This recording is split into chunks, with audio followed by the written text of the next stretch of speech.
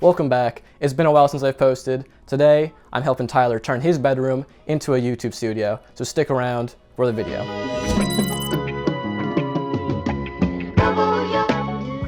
Okay, so the first step when setting up his studio is we want to find a good composition. So the first thing I notice when we walk in the room is he has these big, nice windows over here.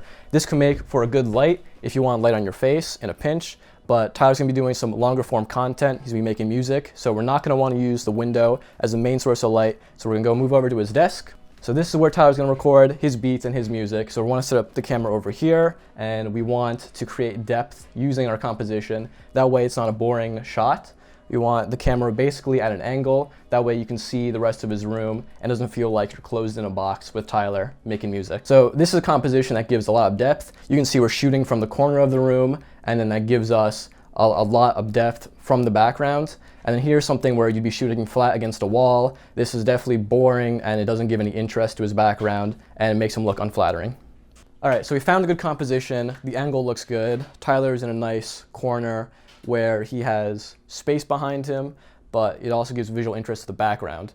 But it still doesn't look very flattering. Tyler's in the dark, basically. He's got this window back here, but he doesn't have anything else. So the next most important thing is lighting. So I'm gonna set up a light, and you're gonna see the difference between Tyler in basically the dark, and then with one softbox light set up.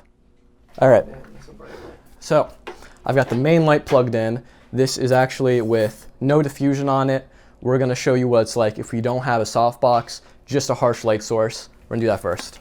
So we have one harsh light in the corner of the room.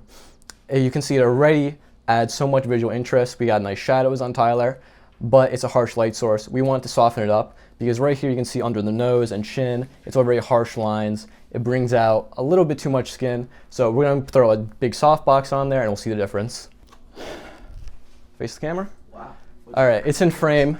We're gonna readjust our composition to frame it out, but that is so much better. We don't have those harsh shadows on Tyler's face. Everything gets softened up, makes it look a lot nicer. So there, one, composition, two, we have lighting. Moving on to tip number 3. I should have addressed this earlier in the video, but the most important thing you can do to your YouTube studio is to have good, clean audio. I can show you what the audio is like on the camera right now. I switched to it. I've been wearing a lavalier mic this entire time. The on-camera mic, it's okay, but your audience is going to really appreciate it if you just have a decent microphone. Tyler's going to be using his desk microphone since he's here doing videos at his desk, and that's fine. But if you're ever on the go and you need audio, I recommend a recorder like this that you can stick in your pocket, or you can use a shotgun mic mounted to your camera, although that won't be as good if you get further away from your camera. All right, Tyler, we have the expensive studio set up.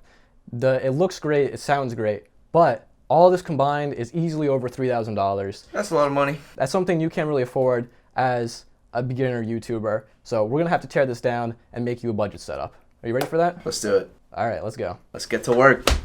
As you can see, expensive lights, expensive cameras, they get the job done. But what if you don't have the budget for this? I'm here with an iPhone. iPhone was this XR? Yeah. iPhone XR, not even the newest, doesn't have a wide angle camera. It's not fancy. You don't have to be fancy when you're starting your YouTube channel. We're gonna swap out this expensive camera for this iPhone that probably everyone has a phone similar to this, and I'll show you that the results are just as good. So this is the iPhone shot. It doesn't even look that bad. We are on the iPhone XR. It does 4K, 30 FPS, and it looks just fine. You don't need the expensive camera as long as you have your lighting and composition down. A tip when shooting with your iPhone is that this camera, you have to make sure it is clean. It's in your pocket. Maybe you go to bed with your phone, just wipe it off with your shirt. Clean phone, give you a much, much better image. So we've proven that you can still get a really good YouTube setup with just your iPhone and some nice lights. But in total, these lights are still $300-400. And if you don't have that kind of money to spend, what do? I'm gonna prove to you that we can still make it work with even cheaper lights. We're gonna make a DIY solution, going to Home Depot and getting some daylight balanced light bulbs to try to make Tyler's studio look his best on the cheapest budget possible.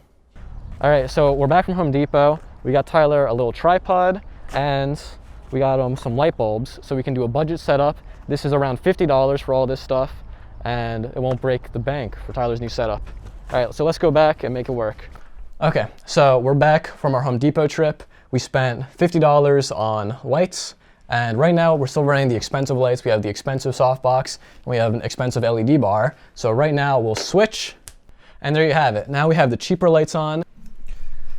Well, if you think that looks absolutely terrible, that's because it is. I messed up those shots, so I'm here in editing. Tell you that I messed that up. When I was shooting on the iPhone, I had the exposure and the white balance locked in with the expensive lights. So then we switched over to the cheaper lights. It still had those same settings locked in, which is why it looks dark and all the colors look messed up.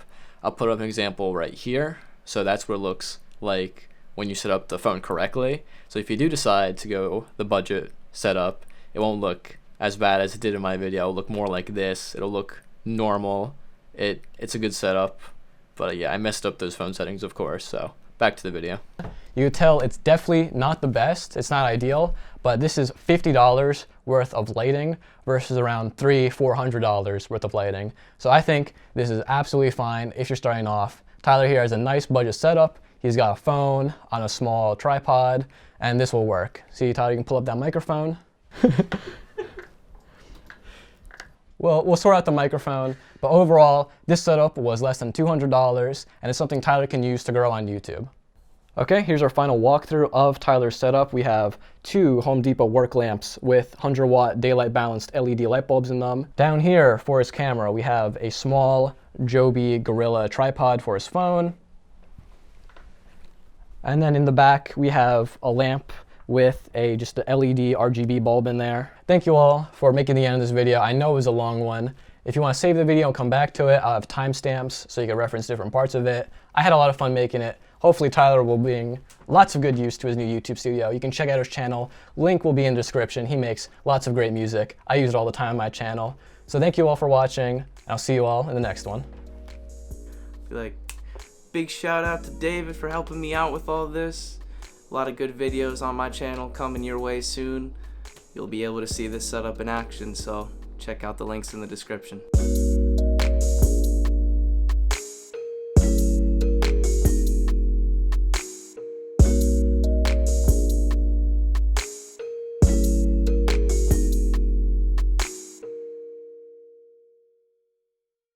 And here's it with the lights off. And just like that, it looks like garbage again.